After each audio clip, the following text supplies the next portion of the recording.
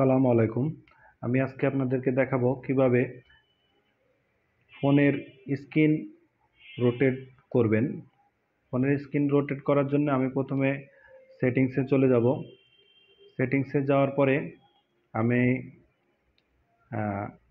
প্রথমেই সহজ উপায়টাই অ্যাপ্লাই করব। আমার এখানে সার্চ বার আছে, সার্চ বারে আমি লিখলাম ROTATE রোটেট। দেখুন এখানে আসছে অটো রোটেট স্ক্রিন। আমি প্রথমে অটো রোটেট স্ক্রিনটা চালু করে দিলাম।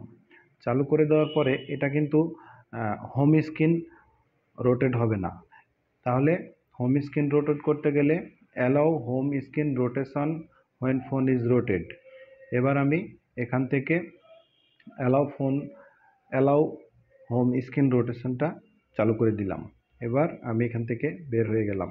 এবার আমি দেখুন আমার ফোনটা হোম স্ক্রিনটা রোটেট হয়ে গেল। এখন আমি রোটেট মোডে সবগুলো কাজ করতে পারবো।